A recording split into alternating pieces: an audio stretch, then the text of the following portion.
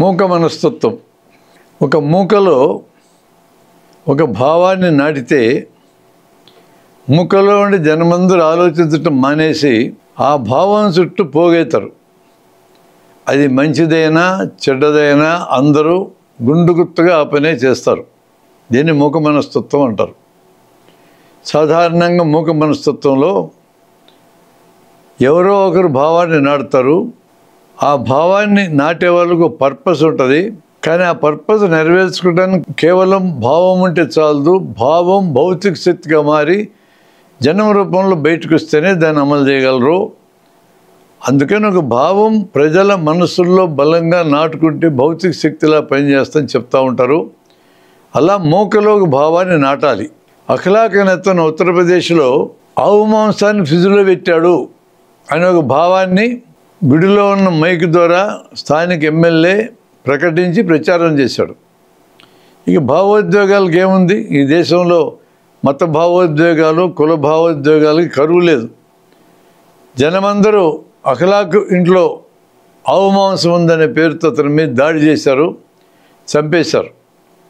చంపిన తర్వాత ఆ మాంసాన్ని పరీక్ష చేస్తే అది మేక మాంసం అని తేలింది.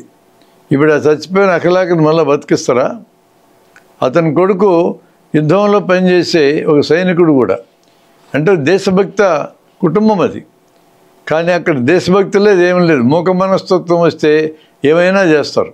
ఆవుల్ని మేపుకోవడానికి లారీలో పట్టుకెళ్తుంటే కూడా చంపడానికి తీసుకెళ్తున్నారని ఒక అభిప్రాయాన్ని మూకలో పడేస్తే ఆ అభిప్రాయం ఆవుల్ని నడిపించడమే కాదు, ఆ మనుషుల్ని చంపేశారు. ఈ దేశంలో మనుషుల్ని పీక్తుంటారనే పేరు కలిగిన అఘోరాలు దిగంబరంగా తిరుగుతున్నా వాళ్ళని పూజిస్తారు. మనుషుల్ని పీక్తుంటారని పూజిస్తాం.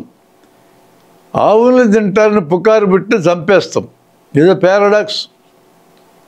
ఇదే ఆవు మాంసాన్ని వేదకాలంలో యజ్ఞాలు చేసే దగ్గర యజ్ఞాల్లో మంత్రాలు వాడి లేత ఆవు పేయ మాంసాన్ని యజ్ఞాలు నిర్వహించిన వాళ్ళు తిన్నారని వేదాల్లోనే రాసింది.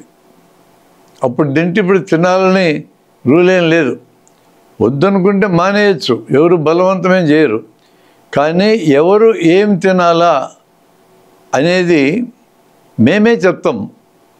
ఆవు మాంసం తినాలన్నా, మేక మాంసం తినాలన్నా, కోడి మాంసం తినాలన్నా, చేపలు తినాలన్నా, మామూలు కాయగూరలు తినాలన్నా ఇవన్నీ మేమే చెప్తాం అని ప్రజలందరి ఆహారపు అలవాట్లని కబ్జా చేయటం అనేది ఉంది. చూడండి, అక్కడ సమస్య ఉంది. దాన్ని అమలు చేయడానికి గుంపు మనస్తత్వం లేదా మూక మనస్తత్వం వాడతారు. దీనికి పాపులర్గా కథ చెప్తారు. ఒక ఊళ్ళో జనమందరూ మామూలుగానే ఉన్నారు. ఒక్కడికి 2 కొమ్ములు మొలిచినాయి. 2 కొమ్ములు ఇట్లా మొలిచినాయి.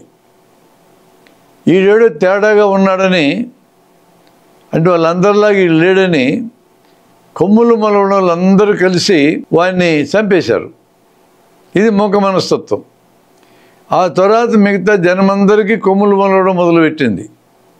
ఇంకందరికీ కొమ్ములు వచ్చినాయి. అప్పుడు కొమ్ములు మొలిచిన ఒకడు ఉన్నాడని ఆయన చంపేశారు. ఇప్పుడు అందరికి కొమ్ములు వచ్చినాయి. ఒక్కడికి కొమ్ములు మొలవల. అప్పుడు ఈ కొమ్ములు వచ్చిన వాళ్ళందరూ కలిసి ఈ కొమ్ములు మొలవడం చంపేశారు. ఇలా ఉంటుంది మూక మనస్తత్వం అనేది.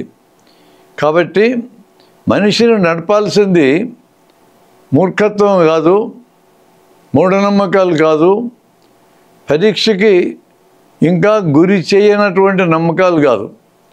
పరీక్షకు గురి చేస్తే, అంటే ప్రయోగం చేస్తే ఏ అభిప్రాయం నిలబడుతుందో ఆ అభిప్రాయం ప్రకారం మనుషుల ప్రవర్తనని మార్చుకుంటే దాన్ని విచక్షణ లేదా వివేకం అంటారు.